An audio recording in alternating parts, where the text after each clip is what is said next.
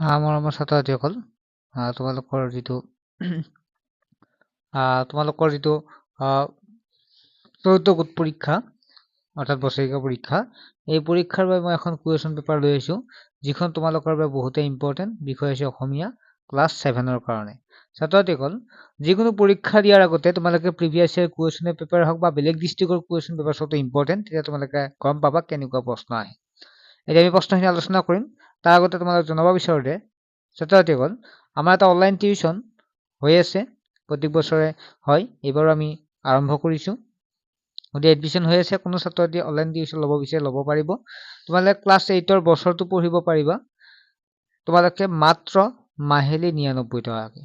আৰু এতিয়া যদি জইন হোৱা তেতিয়াহ'লে 900 টকা এটা পে'মেণ্ট কৰিলে তোমালোকে বছৰেকীয়া পৰীক্ষালৈকে প্ৰায় 1 বছৰ পঢ়িব পাৰিবা 4টা বিষয়: মেথছ, ছায়েন্স, ছ'চিয়েল ছায়েন্স আৰু ইংলিছ গ্ৰামাৰ। গতিকে অফাৰটো তোমালোকে লৈ লোৱা। মাত্ৰ 900 টকা পে'মেণ্ট কৰিলে বছৰটো পঢ়িব পাৰিবা। লাইভ ক্লাছ হ'ব, য'ত নোৱাৰাবিলাক সুধিব পাৰিবা। নোটছ সম্পূৰ্ণ আমাৰ পৰা পাই যাবা। নোটছবিলাকো তোমালোকে কিনাৰ প্ৰয়োজন নাথাকে। গতিকে যিসকল ছাত্ৰই ল'ব বিচাৰে ল'ব পাৰে, কেৱল চৰকাৰী বিদ্যালয়ৰ ছাত্ৰ-ছাত্ৰীসকলে, অৰ্থাৎ যিখন চৰকাৰী কিতাপ তেওঁলোকৰ বাবেহে। গতিকে আমি প্ৰশ্নখিনি আহিছোঁ। গতিকে তোমালোকে জইন হ'লে হ'ব পাৰিবা। আৰু এটা হোৱাটছএপ চেনেলো আছে, তাতো তোমালোকে জইন হৈ ল'বা। ডেছক্ৰিপশ্যন আছে, হোৱাটছএপ চেনেলটোৰ লিংকটোত ডেছক্ৰিপশ্যন তোমালোকে তাত জইন হৈ ল'বা। আৰু অনলাইন ক্লাছ জইন হ'লে তোমালোকে হোৱাটছএপ নম্বৰতে SMS কৰি মই অনলাইন ক্লাছত জইন হ'ম বুলি এটা SMS দিয়াৰ লগে লগে তোমাৰ ডিটেইলছখিনি দিয়া হ'ব। ঠিক আছে? ইগন'ৰ নকৰিবা। বহু ছাত্ৰ-ছাত্ৰীয়ে প্ৰত্যেক বছৰে পঢ়ি ভাল এটা ৰিজাল্ট কৰিবলৈ সক্ষম হৈছে। গতিকে এইবাৰো আমি সেইকাৰণে কৰিছোঁ।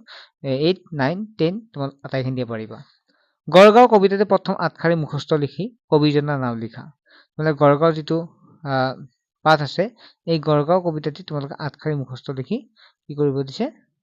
মুখস্থ কবিজনৰ নাম লিখিব দিছে। নেক্সট হ'ল 2 নম্বৰ উত্তৰ দিয়া 1 পূৰণ 5। নিধনি নামৰ হৰ ক'ত? এনচাৰটো হ'ব সোণাপুৰত। ঠিক আছে? সোণাপুৰ হৈছে নিধনি নামৰ হৰ। খটো আছে, কোন চনত ভূমিকম্পটোৰ পৰা অসমৰ বানপানীৰ প্ৰকোপ বাঢ়িল? 1950 চনৰ ভূমিকম্পৰ পৰা। নেক্সট গটো আছে, উদগতিৰ হাই আহিলা কি? উদগতিৰ হাই আহিলা হৈছে বিদ্যা। হালোৱা মানুহজনৰ নাম কি আছিল? মৰা আছিল হালোৱা মানুহজনৰ নাম। সত্যনাথ বৰাদেৱে ৰচিত গীতৰ পুথিখনৰ নাম কি? গীতাৱলী হ'ব ইয়াৰ শুদ্ধ উত্তৰ। 3 নম্বৰ প্ৰশ্নলৈ আহিছোঁ, উত্তৰ দিয়া। ক প্ৰশ্নটো আছে, এইজোপা কি গছহে ককাই? কোনে কাক সুধিছিল? ইয়াত এনচাৰটো হ'ব নিধনিয়ে গিৰিহঁতক সুধিছিল। 6 নম্বৰ প্ৰশ্নটো আছে, বিনন্দ চন্দ্ৰ বৰুৱাদেৱৰ ৰচিত পুথি দুখনৰ নাম লিখা। ইয়াৰ এনচাৰটো যদি চাওঁ তেতিয়াহ'লে শংখধ্বনি আৰু প্ৰতিধ্বনি হ'ব শুদ্ধ উত্তৰ। নেক্সট ৰন্ধন কাম কৰিবলৈ কি বস্তুৰ প্ৰয়োজন? সেইটো হৈছে চৰু। 4 নম্বৰ প্ৰশ্ন আছে, চমু টোকা লিখা যিকোনো দুটা। ইয়াৰে চোৱা, তোমালোক যিকোনো দুটা লিখিব দিছে, ঘূৰ্ণিবতা বিদ্যা, সাহিত্যাচাৰ্য অতুল চন্দ্ৰ হাজৰিকা। নেক্সট 5 নম্বৰ আছে, তলত দিয়া শব্দবোৰৰ সমাৰ্থক শব্দ লিখা। সুকলমে মানে হৈছে অনায়াসে হ'ব। সুকীয়া মানে হৈছে পৃথক, অলপ বেলেগ। আৰু বৃথা মানে হৈছে, ইয়াৰে হ'ব বৃথাৰ এনচাৰ হ'ব নিষ্ফল। ঠিক আছে? এইটো এনেকৈ লিখিব, নিষ্ফল। তাৰপিছত আছে পোহৰ মানে হৈছে আলোক। 6 নম্বৰ প্ৰশ্নটো আছে, তলত দিয়া শব্দবোৰ বাক্য ৰচনা কৰা।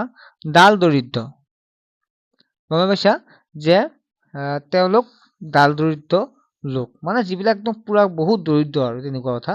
বনভোজ, আমি এইবাৰ বনভোজ খাবলৈ ভৈৰৱকুণ্ড গৈছিলো। আনন্দ, মানুহে আনন্দৰে জীৱন জীয়াব লাগে।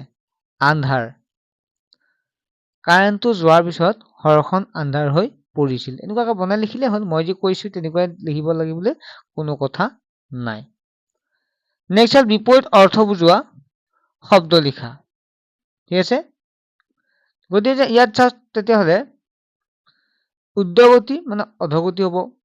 বিদ্যাহীন মানে বিদ্যাহীন, যাৰ জ্ঞান নাই, বিদ্যা নাই, আমি পণ্ডিত বুলি ক'ব পাৰো। নিধনি মানে ধনী। বহল মানে হৈছে বিশাল। বিপৰীত অৰ্থ বুজা বহল মানে কি হ'ব? ঠেক বা সৰু হ'ব। তেতিয়া ঠেক হ'ব বা সৰু, ঠেক বুলি দিলে হয়, ওলোটা যিহেতু। নিধনীটো ইয়াত চাবাচোন তোমালোকে নিধনীটো ধনী হ'ব নে দুখী হ'ব এইটো কমেণ্ট কৰিবাচোন তোমালোকে মই চাই পেলাই তোমালোক দিম বাৰু ঠিক আছে তোমাৰ মই এনচাৰটো তেন্তে ক'ত ভুল হ'ব মই পিছত বাৰু তোমালোক কমেণ্ট ছেকশ্যনত জনাই দিম আৰু তোমালোক হোৱাটছএপ যিটো লিংক গ্ৰুপ আছে বুলি কৈছো চেনেল হোৱাটছএপ চেনেল তোমালোকে তাতে পাই যাবা তোমালোকে হোৱাটছএপ চেনেল চাবা জ্ঞান যোগ ই দীৰ্ঘেই কি হ'ব জ্ঞানী হ'ব ঠিক আছে জ্ঞান যোগ দীৰ্ঘেই কি হ'ব জ্ঞানী হ'ব দান যোগ দীৰ্ঘেই দানী গুণ যোগ দীৰ্ঘেই গুণী ঠিক আছে গুণ যোগ দীৰ্ঘেই গুণী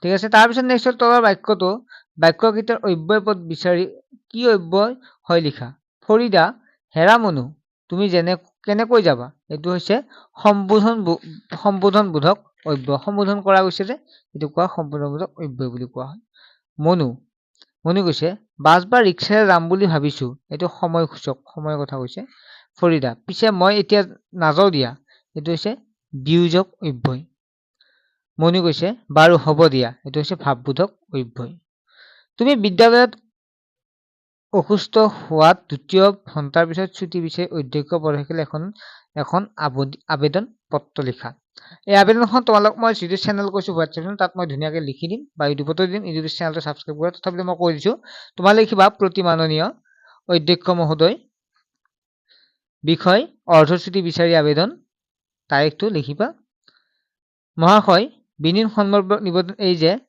মোৰ